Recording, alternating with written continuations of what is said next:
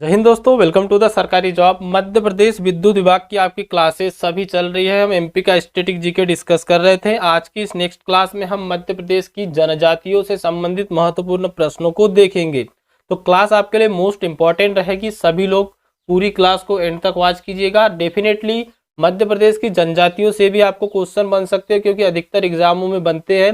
और इसके आगे भी अगर आप एमपी का कोई एग्जाम दे रहे होंगे तो वहां पे भी आपको इसका बेनिफिट मिलेगा ही। तो चलिए हम एक ही बार में पूरे जो इंपॉर्टेंट क्वेश्चन है मध्य प्रदेश की जनजातियों से रिलेटेड सभी क्वेश्चनों को यहाँ पर डिस्कस करते हैं। तो सभी लोग जो भी कैंडिडेट चैनल से नए जुड़े हो, चैनल को सब्सक्राइब करके बेल आइकन को ऑन कर दीजिएगा। साथ ही साथ मैं आपके लिए पूरी क्लासेस आदि ला रहा हूँ, तो सब लोग एक बार वीडियो को लाइक भी कर दीजिएगा। और एक चीज मैं आपको यहाँ पर बताना चाहूंगा कि अगर आप प्लांट असिस्टेंट वाले कैंडिडेट हो या इसी के साथ में अगर आपने लाइनमैन आदि के लिए अप्लाई किया हुआ है, तो आपकी ई बुक यहाँ पर स्क्रीन पर दिखाई दे रही होगी। कंप्लीट कोर्स ई बुक है, टेक्निकल नॉन टेक्निकल सभी सेलेक्टेड क्वेश्चन की। और इसी के साथ में अगर आपका प्लांट असिस्टेंट नहीं है, लाइनमैन नहीं है, तो आप नॉन टेक वाला भी कंप्लीट कोर्स ई बुक ले सकते हो। प्राइस काफ़ी कम कर दिया गया है। इसका प्राइस रहेगा 60 रुपीज़ और आपका प्लांट असिस्टेंट और लाइनमैन आदि का प्राइस रहेगा ओनली 99 रुपीज़। तो यहाँ पर डिस्क्रिप्शन में लिंक मिल जाएगी, वहां से बाय कर सकते हो। सभी सेलेक्टेड क्वेश्चन है, इंपॉर्टेंट क्वेश्चन है। प्रबल संभावना है कि एग्जाम में आए ही। आपका जितना भी टेक्निकल है दोनों में वो हिंदी इंग्लिश बोथ लैंग्वेज में आपको इसमें मिलेगा। इसी के साथ में मैंने आपको पहले बता दिया है कि math reasoning selected topic wise और टाइप वाइज है। जिस टाइप के आपको एग्जाम में पूछे जाते हैं, कंप्यूटर हो गया, एमपीजी हो गया, करेंट अफेयर हो गया। इसी के साथ में अगर हम बात करें तो आपका साइंस आदि भी इंक्लूडेड है। और लाइनमैन वालों के पूरे प्रीवाइज ईयर के 5 से 6 पेपर भी विथ सॉल्यूशन आपको वहां पर मिल जाएंगे। तो ये सभी पूरा का पूरा कंप्लीट कोर्स ई बुक, इसका प्राइस ओनली फॉर अभी 99 रुपीज़ है, ऑफर प्राइस है। अभी हमने बहुत प्राइस इस पे आपको कम दिखाई दे रहा होगा। कुछ दिनों में प्राइस सेम अपनी कैटेगरी में आ जाएगा, मतलब इंक्रीज हो जाएगा। तो आप बॉय कर सकते हो, अच्छा खासा बेहतरीन यहाँ से रिविजन कर सकते हो। चलिए देखते हैं यहाँ पर हम का क्वेश्चन। यहाँ पर सबसे पहले हम बात करेंगे भील जनजाति की।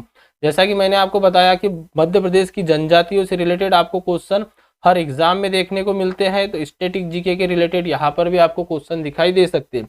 बात करें अगर हम भील जनजाति की, तो जनसंख्या की दृष्टि से यह मध्य प्रदेश की सबसे बड़ी जनजाति है। कौन सी? भील जनजाति। ध्यान में रखिएगा, मध्य प्रदेश की सबसे बड़ी जनजाति कौन सी है? क्वेश्चन बनता है तो क्या लगाओगे? भील जनजाति। यह भारत की दूसरी बड़ी जनजाति है। गोल गधेड़ो विवाह भील जनजाति में प्रचलित है। कौन सा? गोल गधेड़ो विवाह जो है यह कौन सी जनजाति में प्रसिद्ध है? तो भील जनजाति में है।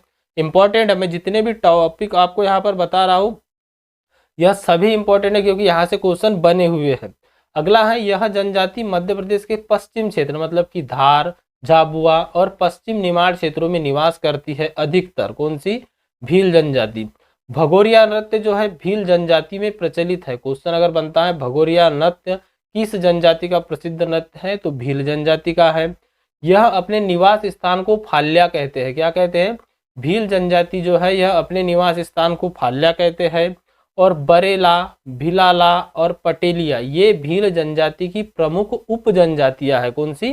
प्रमुख उप जनजातियां है। अगली बात करें हम गोंड जनजाति की, तो गोंड जनजाति जो है जनसंख्या की दृष्टि से मध्य प्रदेश की दूसरी बड़ी जनजाति है। पहली तो आ गई आपकी कौन सी? भील। दूसरी आ जाएगी आपकी गोंड जनजाति, जो कि मध्य प्रदेश की दूसरी सबसे बड़ी जनजाति है।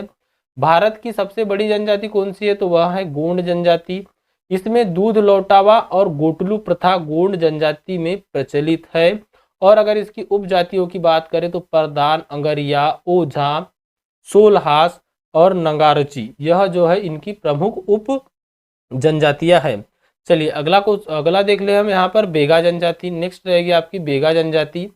यह मध्य प्रदेश के पूर्वी क्षेत्र में निवास करने वाली जनजाति है। बूढ़ा देव बेगा जनजाति के प्रमुख देवता है। कौन सा? बूढ़ा देव जो है यह बैगा जनजाति के प्रमुख देवता है। इंपॉर्टेंट रहेगा, ध्यान में रखिएगा, क्वेश्चन यहाँ से बन सकता है। साल बेगा जनजाति का प्रमुख पवित्र वृक्ष होता है। कौन सा? साल का वृक्ष जो होता है बैगा जनजाति का जो पवित्र वृक्ष इनको मानते हैं। मंडला, बालाघाट, शहडोल, सीधी इन जिलों में यह जाति अधिकांशतः पाई जाती है। कौन सी? बैगा जनजाति के लोग। अगर बात करें हम बैगा जनजाति के मुख्यतः, तो द्रविड़ प्रजाति की आदिम जाति मानी जाती है बैगा जनजाति। और अगर हम बात करें इनकी उपजातियों की, तो नरोतिया, भरोतिया, बिछवार, नारमैना, कठमैना ये बेगा जनजाति की उपजातियां है। तो यहाँ से अगर क्वेश्चन बनता है, कोई भी पूछा जा सकता है, अधिकतर पूछा जाता है भरोतिया के बारे में। तो भरोतिया जो है बेगा जनजाति की उपजाति है। अगला पॉइंट यहाँ पर देखिएगा, बेगा जनजाति को विशेष पिछड़ी जनजाति घोषित किया गया है। कौन सी? बेगा जनजाति को विशेष पिछड़ी जनजाति घोषित किया गया है। अब बात करें यहाँ पर कोरकू जनजाति की, कौन सी? 4 नंबर पे आ जाएगा आपका कोरकू जनजाति।